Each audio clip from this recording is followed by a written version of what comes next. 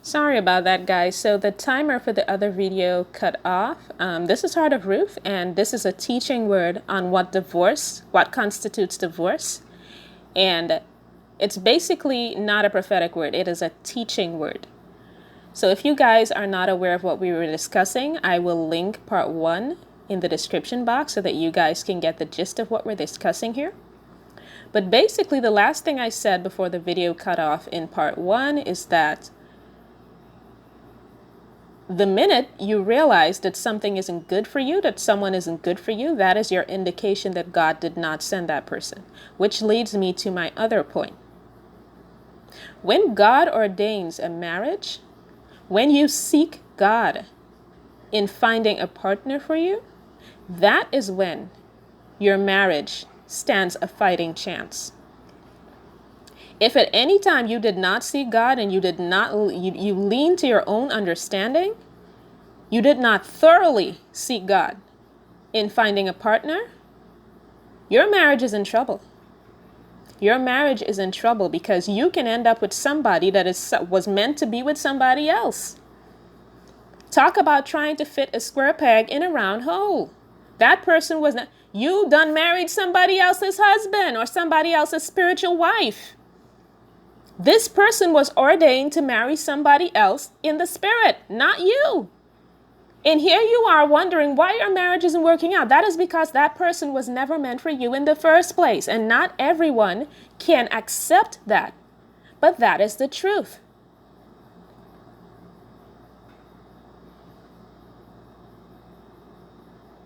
And let me make some biblical references for you guys. We love talking about Esther.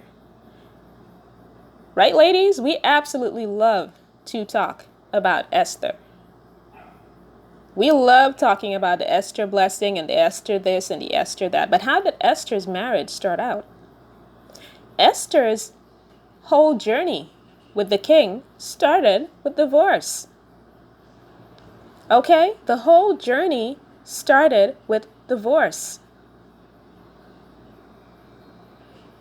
If God did not permit divorced people to remarry, if that was not permitted, that whole story of Esther and King Ahasuerus, and yes, it's King Ahasuerus, it is not King Xerxes. I have seen a lot of people all over YouTube mentioning King Xerxes. That is not even in the Bible. I don't know where you guys got the man out here sounding like if he is some brother of Zeus or some brother of Hercules or something. Hercules is twin brother or something. I don't know. The man's name is Ahasuerus, okay? And if you're wondering who Ahasuerus is, let's just say the king that Esther married. But that's besides the point. I digress. Vashti broke the marriage covenant when she refused to obey her husband. And the fact that she refused to obey her husband and she was so headstrong about it, it gives us a glimpse into Vashti's character. We don't have an overall picture of who Vashti was, but we have an idea because of the fact that she disobeyed. I mean, you were the queen. And the queen at that time had a lot of responsibility. She had a responsibility to set an example for all of the women who were underneath that kingdom. And if you have that kind of a responsibility and you disobey your husband, knowing that it's going to become public knowledge that you disobeyed your husband, you have to be an arrogant, headstrong woman. And it was her arrogance and the fact that she was headstrong that caused her to be dethroned. And make no mistake, God knew even before that happened that that was going to happen because he did not ordain Vashti and King Ahasuerus to be husband and wife. That was not ordained. Esther was King Ahasuerus' God-ordained wife. It was through Esther that an entire nation was saved, okay? That could not have happened through Vashti. So I want you guys to understand the importance of God-ordained relationships. And that's why we have so much divorce, because people do not wait on God to pick a spouse for them. I heard some of you saying that, well, God isn't going to let you meet a man who is divorced, and he's not going to let you meet a man who's going through a divorce. I beg to differ, and I will tell you why. What if the person who is supposed to be your God-ordained spouse, what if he has come into the church And before that, he was in a same-sex marriage. Before he was saved and before he found the Lord, he was involved in a same-sex marriage. But now he's in the church and he's seeking to get a divorce from this person that he was married to who's the same sex as him. He's been delivered from the spirit of homosexuality, and now he is in the process of getting divorced from this person that he was married to of the same sex. And that is when God introduces you to him. Are you saying then that it is inappropriate for you to meet that man at that time while he's going through that divorce? I beg to differ. Because who is to say that God isn't putting you there for a purpose? Maybe his previous partner of the same sex is giving him a hard time in the divorce. Maybe you're there to pray him through it. Nobody's saying that you guys have to run away and shack up while he's still married. Nobody is saying that. But you may have been strategically placed there while he's going through the divorce so you can pray him through it. And it is the same thing even if it is a marriage where there are people of the different genders married to each other. Sometimes God will allow you to meet your spouse while they're going through a divorce, your kingdom spouse. He will allow it. And your role at that time is for you to stand in the gap for this person. They may be going through hell. They may be going through a really difficult divorce. Your role at that time is to be a friend and to stand by them in prayer and pray them through that thing.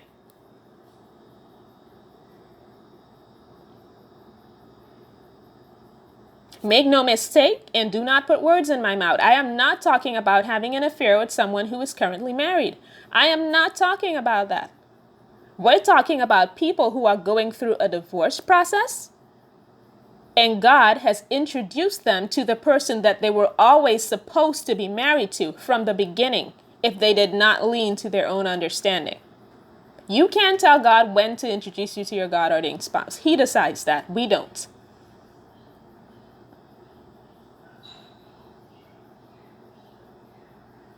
And again, I reiterate, a divorce happens in the spiritual realm before it happens in the natural. So from the moment that person abandoned their spouse by abusing them or by cheating on them, in God's eyes, they are no longer married. They're only married according to the man-made laws. Do you all understand the difference? Do you guys understand the difference?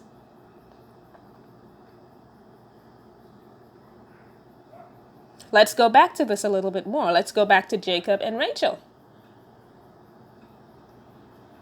And Leah. Jacob was married to Leah first, but he was married to Leah first because of the fact that he was tricked into marrying Leah first. The arrangement was for him to marry Rachel. That was his God-ordained spouse.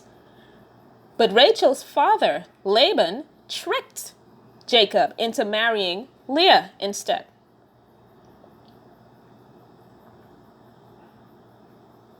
So, for those of you whose God-ordained spouse is currently getting divorced from somebody, they're in a divorce process right now, and this is when you've met them, this is when you've come into their lives. I am sorry that happened to you. Because some woman done pulled a Leah on your God-ordained spouse and tricked him into marrying her. And that is why he's going through that right now. Your job in an instance like that is to pray for that man, is to be his friend and stand by him spiritually and pray for him. God may have already revealed to you that when all of that mess is over and he's out of that marriage and he's divorced completely, that's your God-ordained spouse. In the meantime, your job is to pray for that man and to stand by him as his friend. That is your job.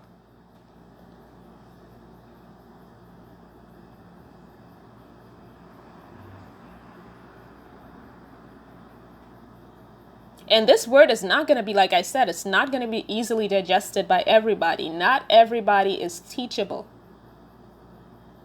But again, take it to the Lord and ask the Lord to unharden your heart so that you can accept the truth. This is the truth.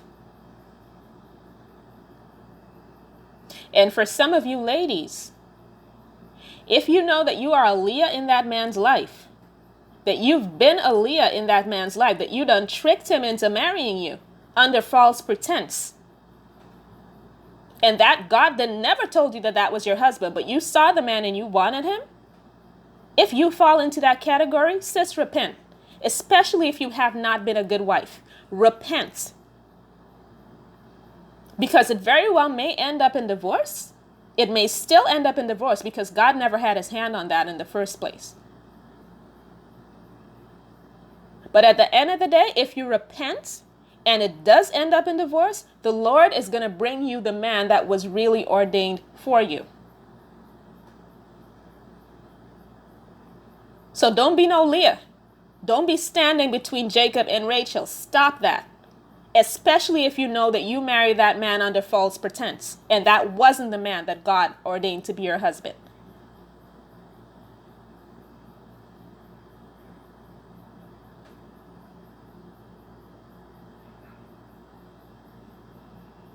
So not every marriage is ordained by God.